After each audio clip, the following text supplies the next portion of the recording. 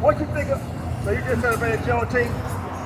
Oh, praise, man. So I got a question. Hey, are we free as a people? We out here to teach the 12 tribes of Israel the true gospel. I understand we have to celebrate something Native Americans to are try to give us some type of hope. Hey, but at you the already end of know the what day, to do. Juneteenth Like, is still not a share, freedom and subscribe day, right now. Right. So we're trying to show people how to get actual freedom out of the scriptures to show that Christ is dealing with the so-called blacks, Hispanics, Native American, and he's going to save those people.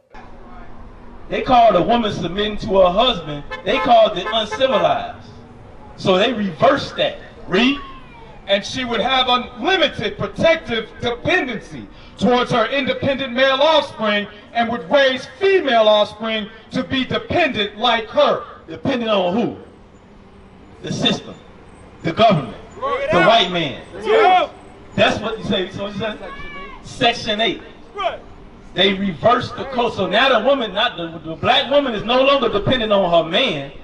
She's dependent on society. She's dependent on the white man. She's dependent on the government. This is what they did to us in slavery. They broke us down. They broke the family structure. We reversed nature by burning. And see, it said reverse nature. What we see today, the woman leading after the man, the woman leading the household, that's not natural.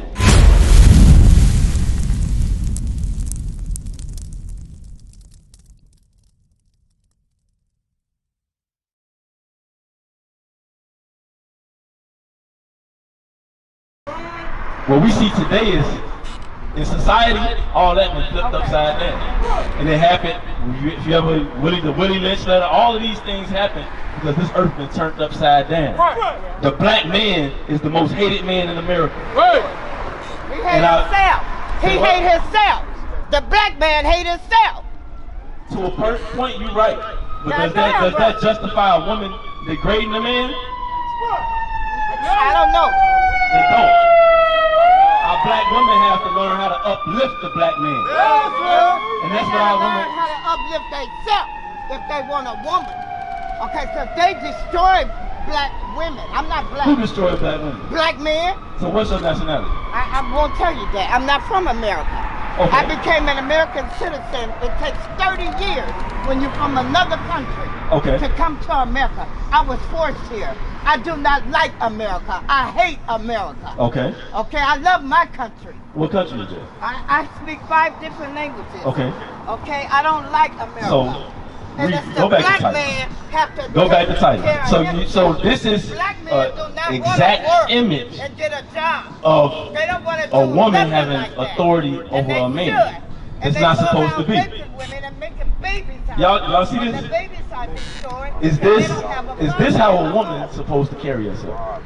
I'm gonna ask my brother on the pole right here. Is this how a woman's supposed to carry herself? Not at all. Hey, look, I'm just saying. But observe what you have nothing but you got men out here. Do you see y'all women out here? I'm talking about the Israelite brothers. No, because they know their position, right? Exactly. I'm just saying. There's roles and responsibilities. What you got? You got. You know? They don't know. Yeah, let's read that real quick. The book of Titus, chapter 2, and verse 3. Bring it out. The aged women likewise, that they be in behavior as becometh holiness. So it says the aged women are supposed to be in behavior as women becoming holiness. Right. Is a woman coming before men screaming at the top of her lungs? Is that a woman becoming holiness? Bring it out. Is that a good example to our young sisters? Because how old are you, sis? You're 20. Is that a good example for you? No, it's a bad example. I understand. We understand the pain. We've been broke down as a people. The black man been broke down. The black woman been broke down. We understand all of that. We broke together, so ain't no sense of pointing the finger. So we gotta be built We need to help together. each other together, And that's why we going. That's why we out here. Not pointing the finger and talking about the women did it, the man did it. Nah, we ain't gonna get nowhere like that, right? Now, let me ask you I'm this. just saying. Did I say that? Now I ain't saying that you said I said it, but did I say that the women destroyed the man? Not at all. Did I say that the man destroyed the woman? Not at all. Because who was in slavery? Was it just the men? We was both enslaved. Who did this to us? And when they did, look.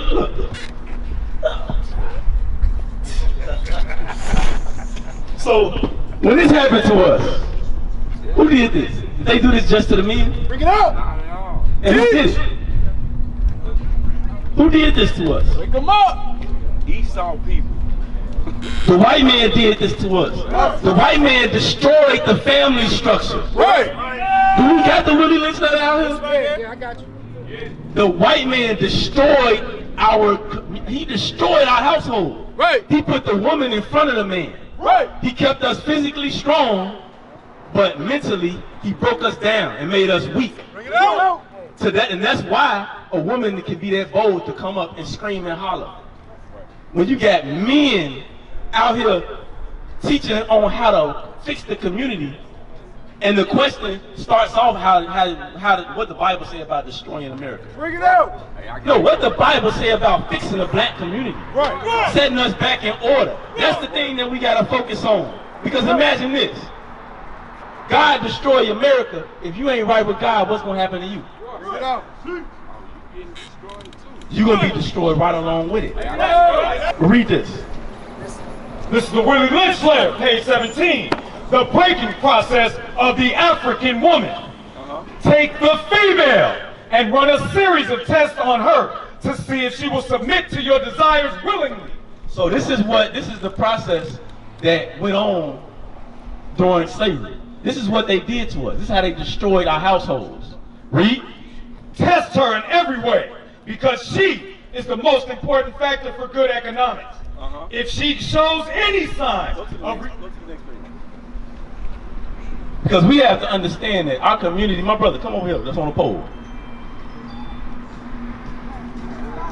One of the most important things, they took us out of our position, they broke down our minds so that now we don't know how to navigate life.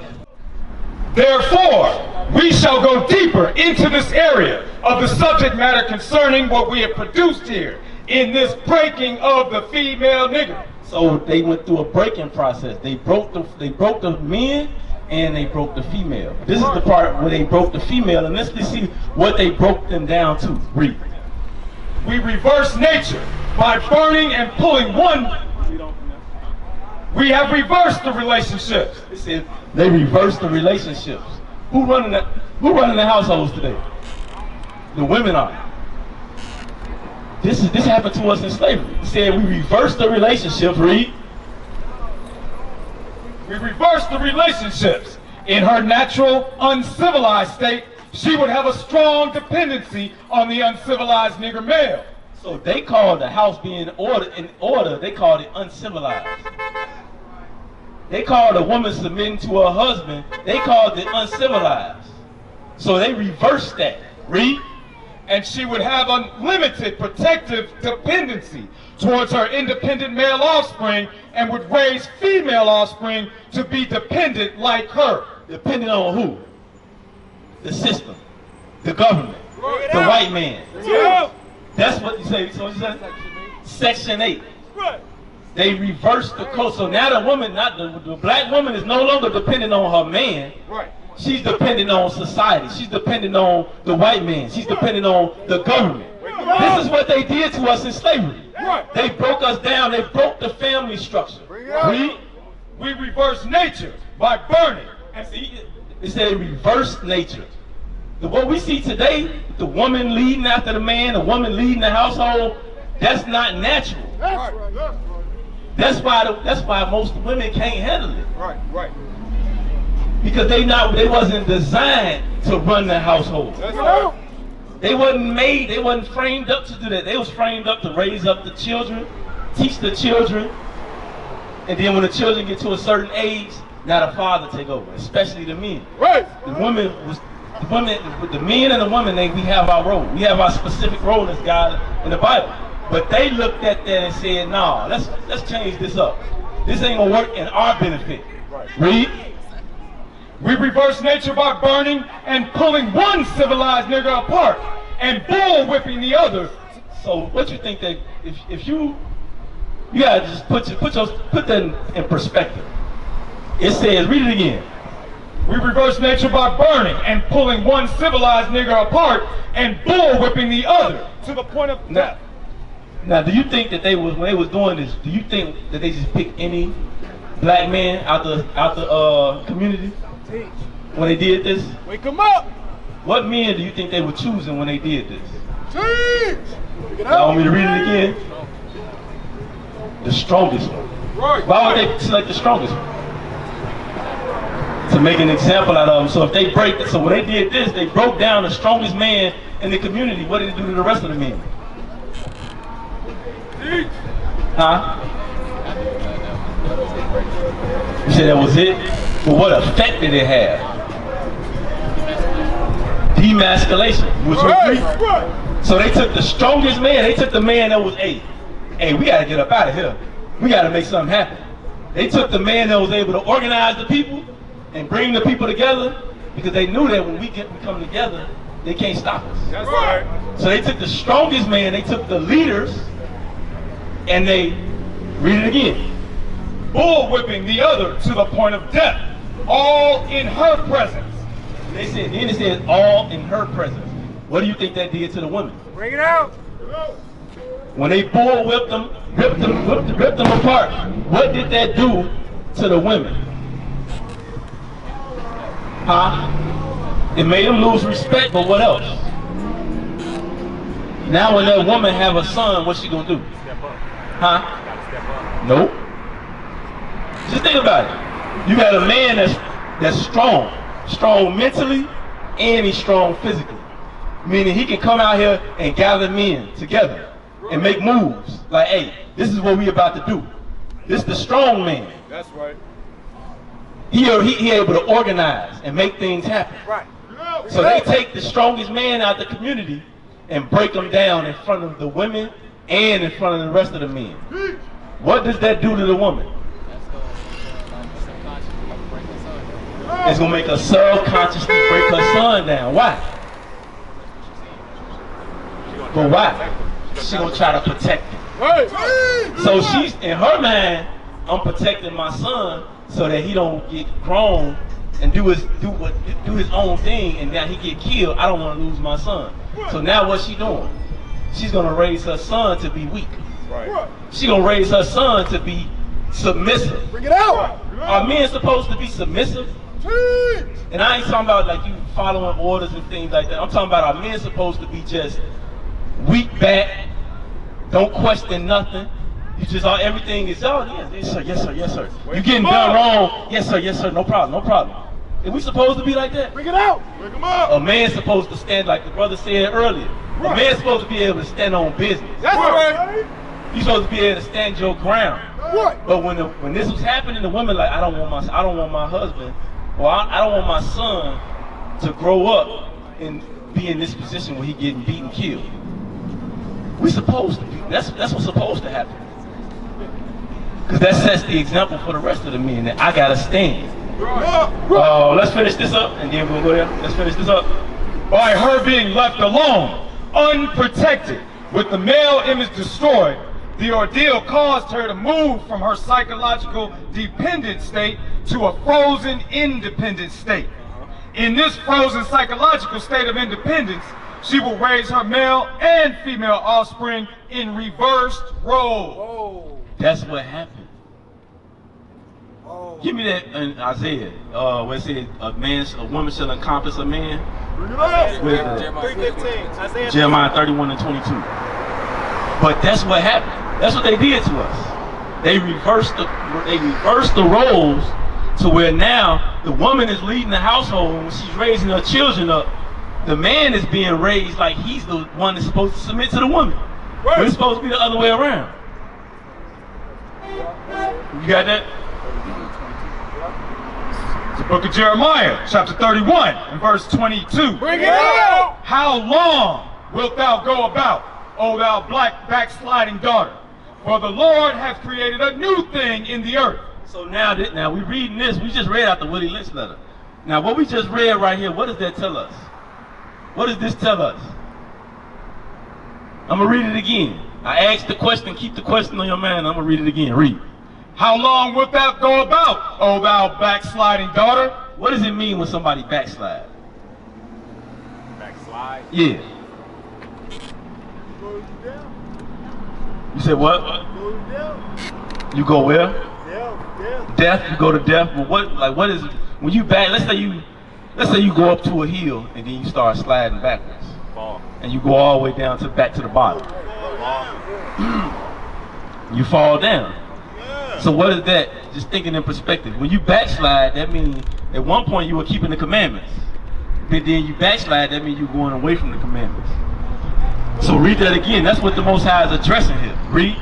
How long wilt thou go about, O thou backsliding daughter? God is saying, how long are you going to go doing your own thing and not taking heed to my commandments? Read. For the Lord hath created a new thing in the earth. Then it says, the Lord hath created a new thing in the earth. The Lord did that. What we just read out of the Willie Lynch letter, the Lord ordained for that to be like it was. Right. Because we were not doing what he told us to do. Right. So he said, I'm going to do a new thing in earth. Since you don't want to obey my commandments, you men don't want to stand up and be men, you know what? I'm going to put something new in the earth. Read. A woman shall compass a man. That's what our society is built off of today. The woman has compassed the man. Right. The woman is leading the communities when the men's supposed to be leading the community. Right. Y'all see that? Right. So the nation of Israel, we've been turned upside down. How you doing, bro? What was the other scripture that we was going on? So do y'all see that? Because what we going over, brother, you believe in the Bible?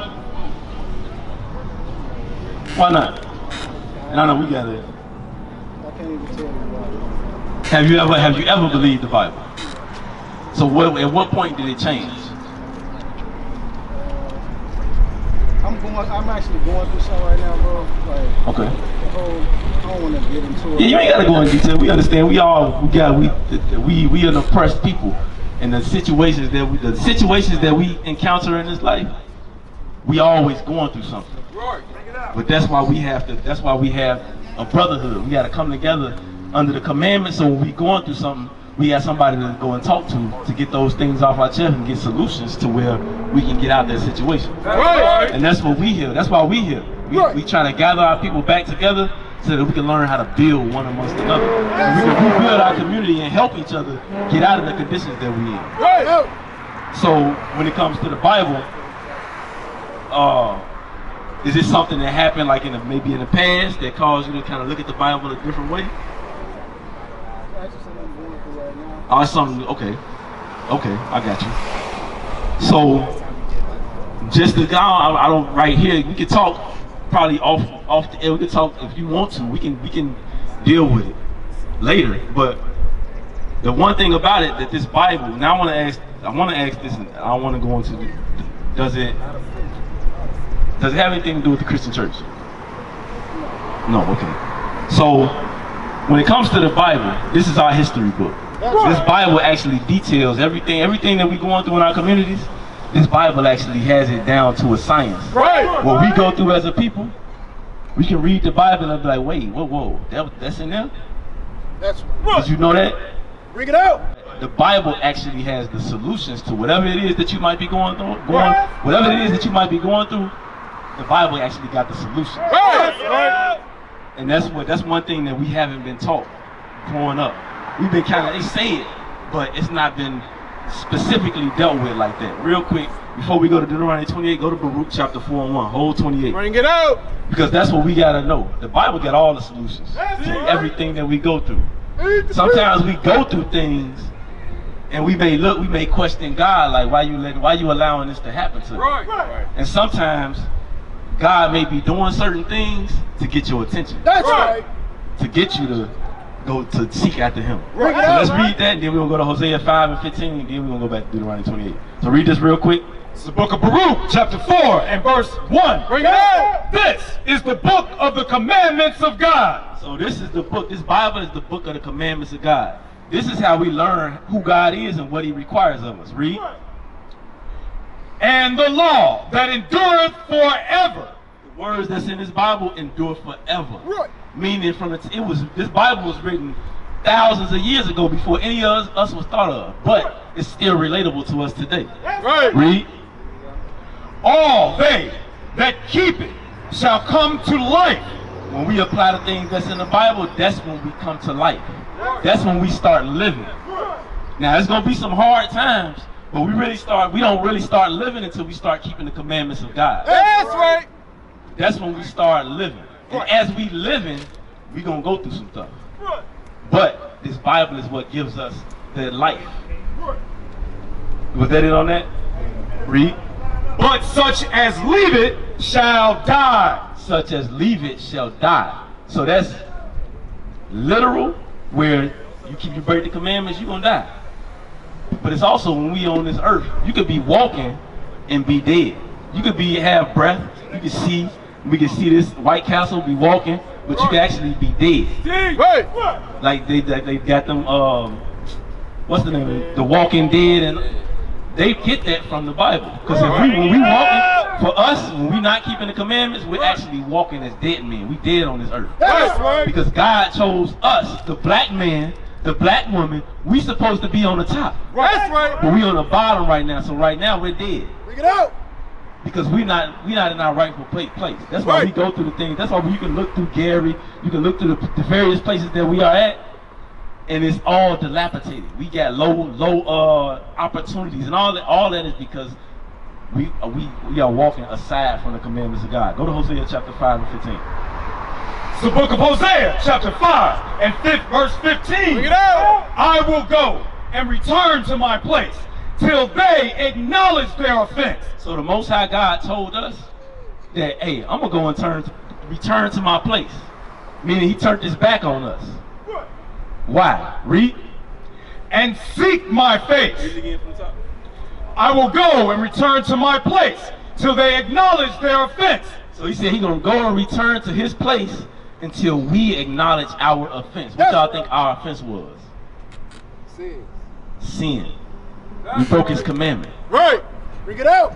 We robbing, killing, stealing, Right. committing adultery. Break them up. All of those are sins. Bring it out. And as I was saying earlier, the church tell us that the laws are done away with, right? But if the laws are done away with, what are you telling the people? You telling the people that, hey, I can go and murder, and God gonna forgive me. I can intentionally, my mind could be set on, I'm plotting to go murder somebody, and I gotta say it like that. A person mad, they could be a murderer is somebody that plots on killing people.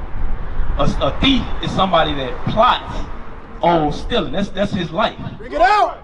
So somebody like that, if they hear in the church, oh yeah, God loves everybody, he gonna forgive you. Just say you could just confess. That means that thief gonna do it, and he gonna go in the church and give tithes. Right. He gonna give tithes off the money that he just stole. Right. You think God honors that? No. But the church ain't teaching our people that. That's why our communities are in the shape they're in. Wake 'em up. They said, so read it again from the top. Let's read it all the way through.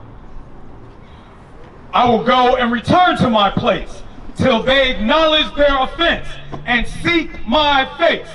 In their affliction, they will seek me early. So he said he gonna turn his back on us until we acknowledge our offense and seek his face. And then he said, in their affliction, they gonna seek me early. What happens to us when we go through stuff? Bring it out. Bring it out. As a people, what do we typically do? Wake them up. My brother, what do we typically do? When bad things start happening to us, what do we typically do? We go into a panic and do what? Go back to our old ways. But what else? Ask God for forgiveness. You ask God for forgiveness. But what about when things are going good? Bring it out. When things are going good, do we typically go and seek after God? Teach. Nope. When we doing our own thing, what we think is right, everything going good, we be like, I'll check that Bible out later. I'll check God out later. But then the minute hell start breaking through in our life, God, why are you doing this to me? That's right. Bring it out. If it's a God, why is this happening? But this is we read this.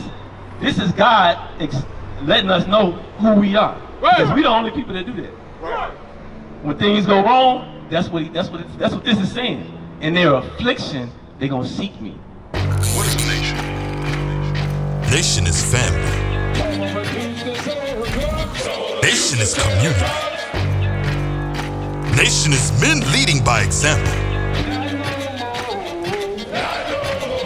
Nation is women's support Nation is children with role models.